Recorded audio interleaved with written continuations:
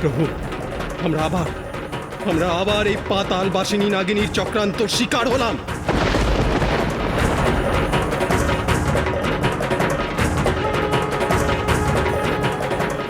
মা মনসা, আমার সঙ্গে এমন নিষ্ঠুর ছলনা করলে তুমি, এতটুকু বাদলো নে?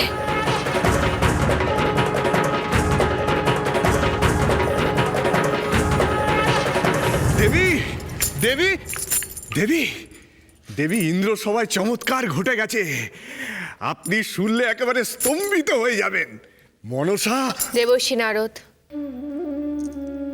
মনসাকে নিয়ে আমার সঙ্গে আপনি আর কোনো কথা বলবেন না। যা বলার দেবাদিদেবকে গিয়ে বলুন। তাছাড়া মনসাকে নিয়ে নতুন কোনো বিতর্কের মধ্যে আমি জড়াতে চাই না।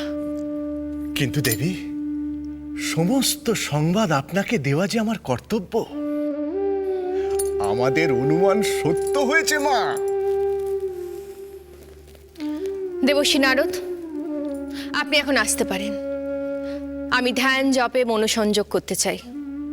মনসা লক্ষিন্দরের প্রাণ ফিরিয়ে দিতে পারবে না বলেছে।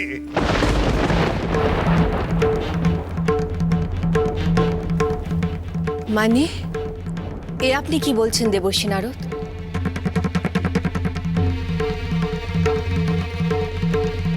এরকম তো হওয়ার কথা ছিল না। মনসা কি তাহলে নতুন করে কোনো চক্রান্ত করছে? কি আছে ওই পাতালবাসিনীর মনে?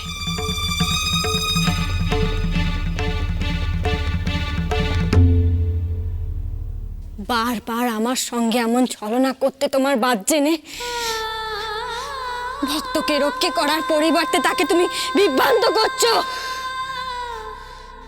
মায়া দয়া নেই তোমার শরীরে, এতটুকু মায়া দয়া নেই। সবার সম্মুখে আমাকে নাচতে হয়েছে, নিজের সতীত্বের প্রমাণ দিতে হয়েছে। দেবদাতের সম্মুখে মাথা কুটেছি, কত বাধা অতিক্রম করেছি। সে কি শুধু এই মুহূর্তটুকু দেখার জন্য? কেন কেন এমন করছো তুমি? যথেষ্ট হয়েছে বেহুলা, যথেষ্ট।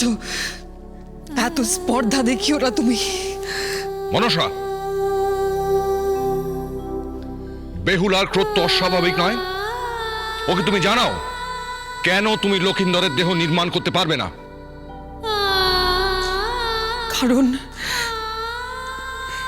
এই দেহ পিঞ্জরে একটি অস্থি নেই।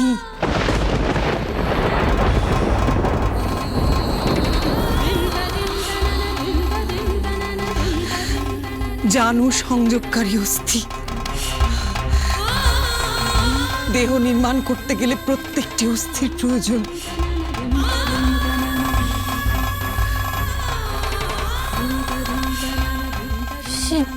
সে কি করে সম্ভব? আমি তেনার হস্তি কখনো হাতছাড়া করিনি। সব আছে, শুধু হাতটুকু গেল কোথায়? তাহলে এখন উপায়? প্রতিটি অস্থির প্রয়োজন, নচেত লক্ষিন্দরের প্রাণ ফিরিয়ে আনা অসম্ভব।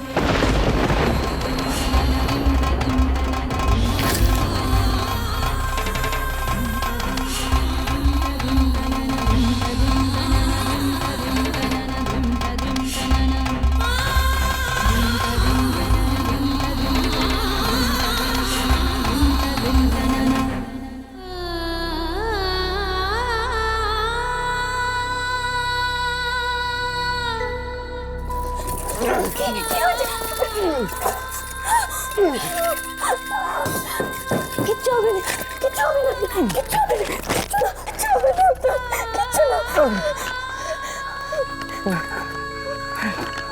বেহুলা, তুমি আমার রক্ষা করতে পারবে না।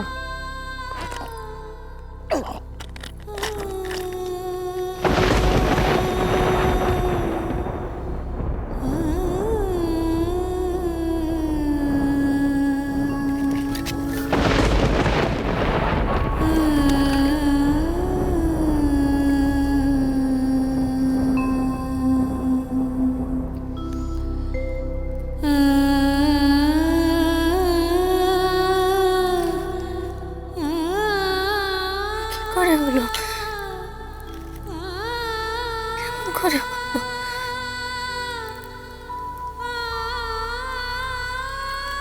শেষ পর্যন্ত কপালে কেমন কাজ করলে? আমার এমন সর্বনাশ হতে পারেনি। সে চম্পকনগর থেকে কেনারে অস্থি আমি আগলে আগলে এই স্বগণকে নিয়ে এসেছি। আর শেষ মুহূর্তে এমনটি হবে আমার সঙ্গে? আমার সব সাধনা নিমেষে ব্যর্থ হয়ে যাবে। হে ভোলানাথ, আপনি পারবেন না হে অস্থিতে প্রাণ সঞ্চার করতে পারবেন না? আপনি পারবেন না আমার রক্ষা করতে? এত বিচলিত হও না বেহুলা। বিচলিত হব না? হ্যাঁ, এমন অঘটন ঘটলো কেমন করে? বাসর রাতে তেনার যেমনটুকু রক্ষা করতে পারলাম না আমি, এত এত যত্ন করে তেনার অস্থিটুকু রক্ষা করতে পারলাম না। আপনারা তো দেবতা, চমৎকার করতে পারেন না? এই অভাগিনীর উপর একটু কৃপা করতে পারেন না আপনারা? আমার পরীক্ষা নিলেন, প্রসন্ন হলেন, তবুও পারবেন না আমার উপর দয়া করতে পারবেন না আপনারা? মর্তবাসিনী, তুমি শান্ত হও। এমন অস্থিরতা স্বর্গলোকে প্রচলিত নয়। আমার যে সব শেষ হয়ে গেল। তেনার অস্থিটুকু খুঁজবো কোথায়? কোথায় খুঁজবো আমি? নর্তকী, এত সাংঘাতিক ভুল তুমি করলে কি করে? ইন্দ্রের সভায় এ কি নৃত্য তোমার? আমি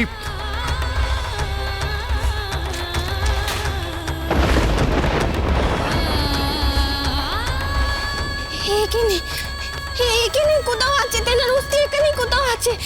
বলা মহেশ্বর ওই অপসরার উপর ছুড়ে দিয়েছিলেন, এখানে কোথাও আছে সে অস্থি, এখানে আছে।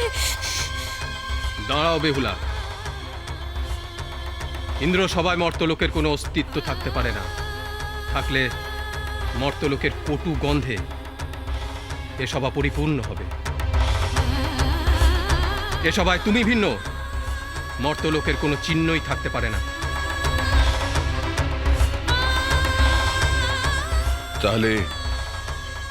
তাহলে এখন উপায় কি? এই নারীর আরতির কি কোনো উত্তর নেই?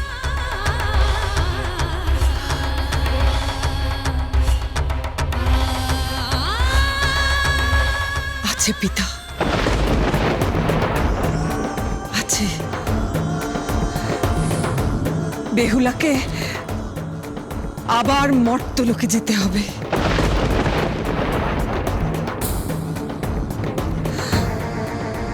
অস্থি উদ্ধার করতে হবে।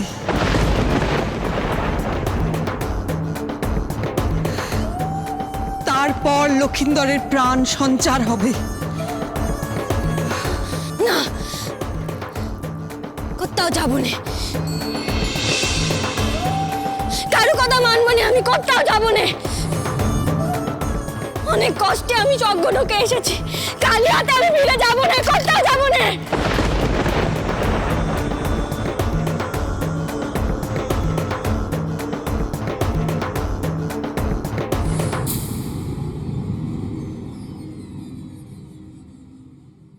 আমি শিবলোক থেকে দেবী পার্বতীর বার্তা নিয়ে এসেছি। কি বার্তা নিয়ে এসেছো ভৃঙ্গি? তিনি শিবলোকে আপনাকে তাড়াতাড়ি প্রত্যাবর্তন করতে অনুরোধ জানিয়েছেন। তিনি বেহুলাকে এখনই স্বর্গলোক ত্যাগ করতে বারণ করেছেন। আবার কি চক্রান্ত করছেন দেবী পার্বতী? নিজে ইন্দ্রসভায় এলেন না, পিতাকে শিবলোকে আহ্বান করলেন কেন? কি বলবেন তিনি পিতাকে?